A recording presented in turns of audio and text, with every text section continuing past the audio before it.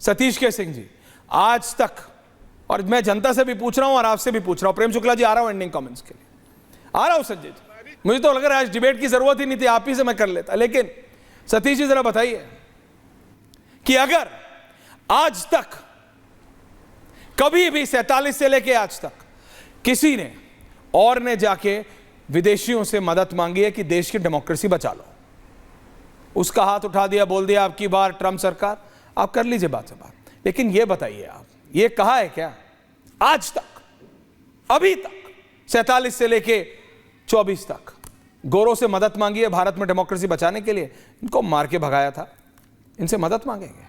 सतीश के सिंह जी बताइए, सतीश जी बताइए। आपको एक बात बताता हूं, एक नहीं दो बताइए, जिक्र होना चाहिए, बोलिए। कि जब बिल क्लिंटन ने करगिल वार के समय और जब ये पुलवामा के बाद जो पाकिस्तान में जो किया गया था, उस समय अभिनंदन का जो क्या नाम था उसका, जो भी हुआ था, उस समय जो डोनाल्ड ट्रंप थे और उस समय क्लिंटन ने क्या बयान दिया था, क्या पर्दे के पीछे की अपनी भूमिका के बारे में बात कही थी, इसका भी जिक्र होना चाहिए। इसलिए राष्ट्र हित में यहां हम लोग टीवी पर बैठ करके अमेरिका, जिसको नेचुरल एलाई कहते हैं हम, डीप स्टेट होगा तो हम अपने संबंध खराब करने में अपनी भूमिका न निभाएं।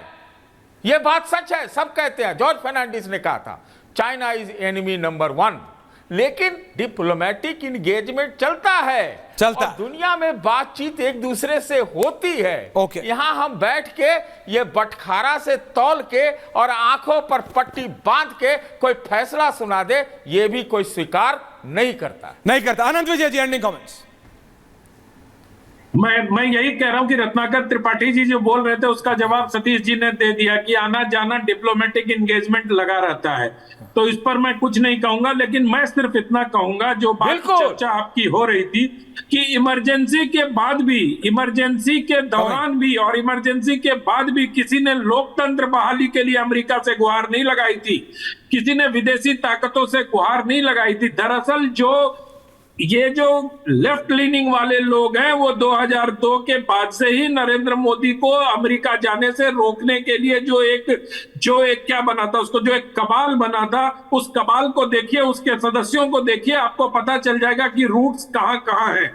तो मैं सिर्फ इतना कहना चाहता हूं कि जब इंटरनेशनल रिलेशन पर हम बात करते हैं तो उसको उत्तर प्रदेश की राजनीति से बाहर निकल के थोड़ा इंटरनेशनल जो रिलेशनशिप्स के नुआंसेस हैं उसको समझना पड़ेगा। अनुराग भदौरिया, ये आपके लिए था। प्रेम जी आ रहा हूं, संजय जी आ रहा हूं। अनुराग भदौरिया, 30 सेकंड आंसर सर।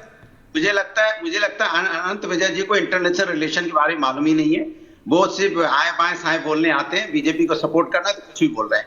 अरे भाई, सवाल सीधा सा है कि चाइना भी आपका नंबर 1 दुश्मन है, तो समाजवादी पहले से कह रहे हैं। पाकिस्तान आपका दुश्मन है ही, बांग्लादेश को हमने कुछ समझा ही नहीं है, अमेरिका भी दुश्मन हो गया, रसिया भी कर लीजिए, तो सब दुश्मनी तो हो गए। फिर दोस्त कौन है, बता दीजिए मुझे। हर किसी को बैठ के हम दुश्मन अगर यहाँ बनाएंगे और फिर कहेंगे नहीं ये दुश्मन वो दुश्मन, जब सब दुश्मन है तो फिर हमारे डिप्लोमेटिक रिश्ते किससे, बताइए। फिर डिप्लोमेटिक रिश्ते जो हमारे इंटरनेशनल रिश्ते हैं वो किससे हैं, ये भी तो जानने का, एक तो हमें जानना चाहिए ना कि किससे हमारे रिश्ते अच्छे हैं। मतलब ये सिर्फ उत्तर प्रदेश देश की जनता की चर्चा ना हो जाए, देश की जनता की बात ना हो जाए, इसलिए स्ट्रेटेजी एजेंडा लेके आते हैं और अमेरिका की बात घुमाएंगे, चाइना की बात घुमाएंगे, पाकिस्तान की बात घुमाएंगे, बांग्लादेश की बात घुमाएंगे। Sanjay ji ending comments. Sanjay ji ending comments. Anurag ji fair down, क्योंकि वो शांत नहीं होंगे। Sanjay ji ending comments. प्रेम जी आ रहा हूं, सारा काउंटर आपको करना है लास्ट में। संजय जी 30 सेकंड। मेरा ये मानना है राहुल जब जाते हैं वो देश में लोकतंत्र बचाने के लिए नहीं जाते, वो वहां पे मांगने जाते हैं कि हमारी पार्टी में लोकतंत्र कैसे ठीक करो।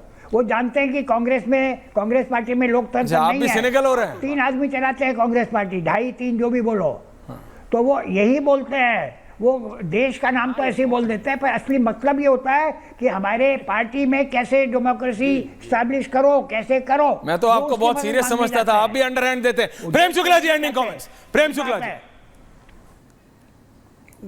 जी देखिए, विदेश नीति पर अनुराग भदौरिया जी की टिप्पणी पर यह लगा कि भैंस के आगे बीन बजाओ भैंस बैठ पगुरा, एक कहावत है।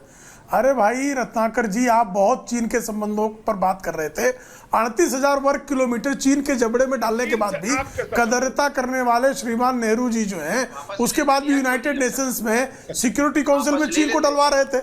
1987 में जो है हजारों वर्ग किलोमीटर राजीव गांधी दे दिए। जोरावर किला डॉक्टर मनमोहन सिंह के जमाने में चला गया। उसके बाद जो है आपने जाकर एमओयू साइन कर लिया। और जब हमारे लोग डटे हुए थे डोकलाम में, तब चोरी चोरी चुपके राहुल गांधी चले गए। चीन के चाटुकारिता के अलावा चीन के चंदे पर पलने वाले राहुल गांधी जैसे विदेशी एजेंडे पर काम करने वाले, सोरोस के एजेंट के रूप में काम करने वाले राहुल गांधी इस देश के लिए ऐसे कलंकित नेता है जो कलंक के अलावा कुछ नहीं कहते। नेहरू ने जो निकम्मापन किया, राजीव गांधी जी ने जो निकम्मापन किया, डॉक्टर मनमोहन सिंह ने जिस तरह से दुम दबाकर चीन के सामने शरणागत स्वीकार की, वो भारत के इतिहास का कलंकित। देखिए, इंटरनल क्रिटिसिज्म करिए, आप उनका करें, वो आपका करें। भाई, कांग्रेस से मैं नरेंद्र मोदी की तारीफ तो सब मैं या जनता कोई मतलब एक्सपेक्ट नहीं करता।